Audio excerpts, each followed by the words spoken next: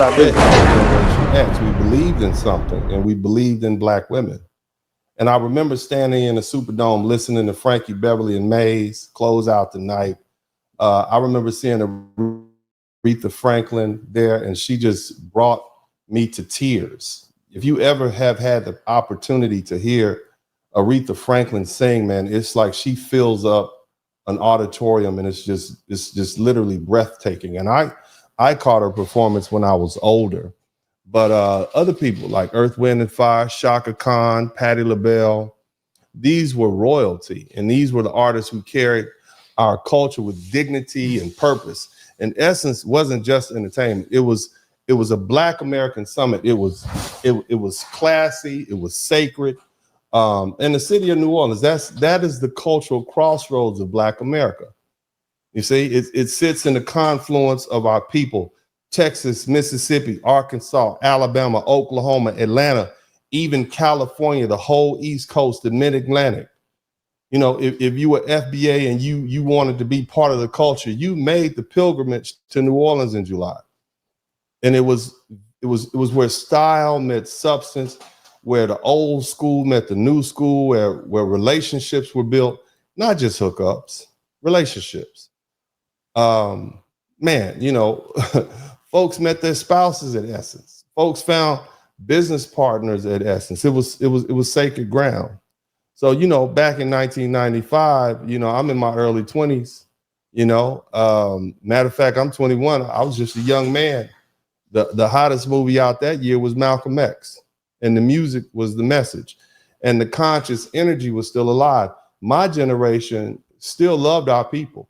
We respected our elders. We celebrated our women. And sure, we had players, we had hustlers, but we also had culture, consciousness, and class. You see, the Pookies and the Ray Rays didn't run the show. We were outside. We danced. We flirted. We laughed. We didn't need filters and TikToks to feel alive. We lived in the moment, and there were no iPhones to bury your face in, no Instagram algorithms, no twerking contests. Well, there was a couple of twerking contests, but it was an underground thing. It wasn't so mainstream. You know, actually, New Orleans is where twerking started, and they used to call it pee-popping. Twerk some, twerk, buttermilk twerk. Yeah, you know, never mind. Shout out to Ivy in my best life. I'm living my best life. Thank you so much. I'm gonna make sure I acknowledge all the super chats when I get to that time period. But anyway, what I'm talking about is Black unity. You see, we had that back then, but now the same folks who made Essence special, those people in their 50s and their 60s and their 70s, and they aren't the ones buying tickets anymore. It's the younger generation. They're not motivated to come because the artists they love don't fit the Essence Festival mold. No grown man wants to sit through an hour of degenerate lyrics and half-naked chaos or drill music on that sacred stage. You see, in 1998, that time period, you could bring out a Snoop, a Cube, a WC. You see, we still kept the crowd classy. The brothers knew how to dress, speak, how to perform with presence. They respected the audience. And now you got children on stage with no message, no manners, and no memory of who came before them.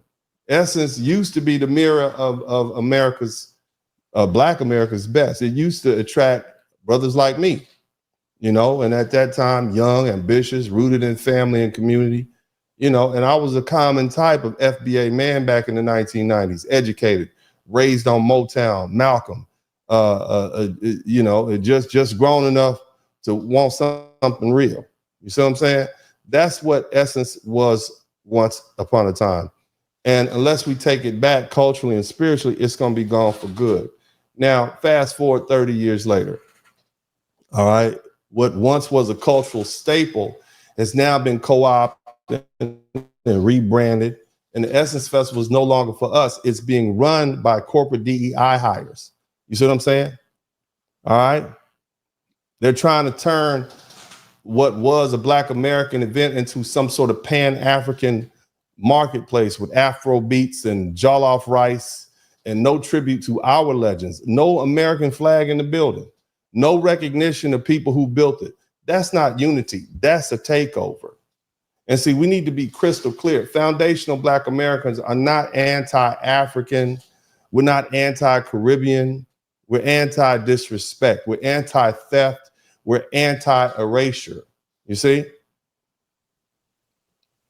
You don't respect us. You mock our history. You downplay our struggle. You come here, you call us lazy. You tell us to work harder, even though we built this country. You tell us we're ungrateful, we're uneducated, we're culturalists, all the while living off the infrastructure we built, enjoying the rights we fought and died for, wearing our slang, our style, our skin like it's a costume. You tell us we're not really African. You tell us our culture is ghetto. You tell us our fight is not your fight. Fine. Okay. Now we're telling you the same. Shout out to Penny Ford. What's up, baby girl? See, for too long, this pan-Africanism has been a one-way street. We give, they take. We uplift, they separate. We invite, they invade. See, you wave your flags at our events. You insert your faces into our story. You rewrite our moments and say we're all the same. No, we're not. And we've drawn the line and we've delineated. This isn't hate, it's boundaries. This is survival, because while we've been fighting for freedom in the belly of the beast for over 400 years, you just got here. And the minute you got comfortable, you started mimicking the white supremacist playbook, looking down on the people whose backs you're standing on. Now, how many of you are shocked and confused about why FBAs are pushing back so hard? You shouldn't be. You were warned. We asked for respect. We asked you to acknowledge our lineage. We asked you to contribute, not compete. And instead, you doubled down on your arrogance. You tried to rewrite who we are. You tried to claim what we built. And now you're facing the consequences. And, you know, if you feel uncomfortable about that, that's good. You should. If you feel called out, well, it's intentional. You should. We, FBA, have been here even before the first African slaves were brought to this country. Nevertheless, we're the builders of the wealth of this nation. We're the defenders of our culture. We're the reason you can walk these streets with a visa or a passport and not be hanging from a tree. We paid that price. So don't come here with your nose in the air. Don't come here thinking you're above us. And definitely don't come here thinking we won't check you, because we will. And we are. And so from this point on, if you want to stand with us, come with respect, come with contribution, come with humility and the willingness to learn, the same way we do when we go to your countries. If not, then you can wave that flag all you want, but you will never, ever be us.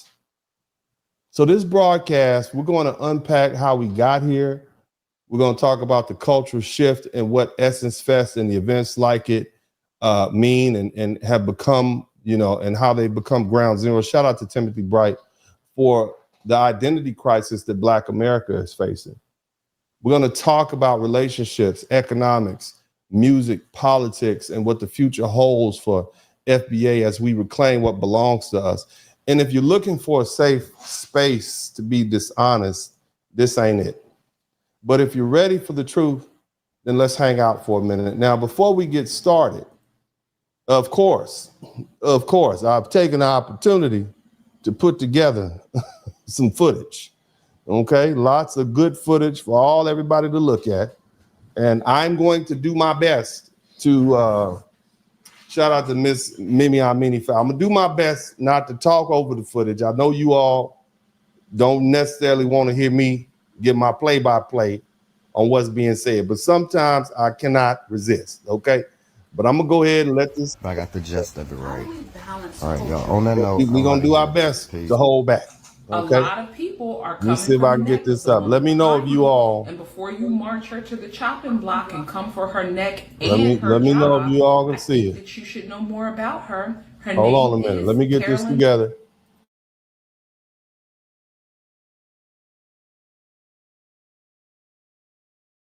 Wanga, and she is the CEO of Essence Enterprise. Let's talk about it. Carolyn was born in Kenya and raised in Minnesota and became a single mom at the age of 17 years old. However, she did not let that stop her. She started her career in HR and climbed the ranks as Target's Chief Diversity Officer and is now at the helm of the most iconic platform for Black women, Essence. Now I'm doing my best not to say anything. Okay? I'm doing my best not to say anything, and I don't want any of you all to say anything either. Okay? We're not gonna speak ill, okay, of our sister. Okay, we're not gonna say anything ill of our beautiful sister with the blue hat on. We're not. Okay, what's up? Welcome to the broadcast. This is Uncle D. People wash their ass in the tub, Kamala Harris. You would tune in to Uncle D. D's Black Man Talk. Pull up, homie, take a seat. Don't be a shadow watcher every day. You learn something, then you earn something. And let them know and drop some money in the plate. It's getting cold, ladies, talking ratchet. There's a king here, grab your coat, zip your jacket. Keep quiet for a second, close your jaw. Attorney Spurling, this ain't pearly, know the law. Talking Constitution, pushing pins when he shooting, give him that. Masculinity, just for the record, sprinkle that. You can keep your cat, gotta cut it. Only cat he rubbing, gotta love it. I call it Molly Buddy. Gotta vote your interest, voting earns. Presidential, this is for the money that I earn. When you gon' learn, my people, that evil mixed with evil. No matter what you're doing, baby, this ain't equal. Sometimes when you're special, you get hated. The test is for the best, you're damn right, my people made it. Uncle D, Blizzard King, you've been served, gotta notice. Now black men out here know we winning, gotta hold it now. Uncle D, you've been served, get your notice. Now black men out here know we winning, gotta hold it now. Uncle D, you've been served, get your notice. Now black men out here know we winning, gotta hold it now. Uncle D, you've been served, get your notice. Now black men out here know we winning, gotta hold it now. Hey man, I'll do what I do. Somebody need to whip your ass. Get up and whip him, Sweets. Hey, don't be putting the money in my hand all rough. Take your ass out here. You buy you a Floby and cut your own damn hair from now.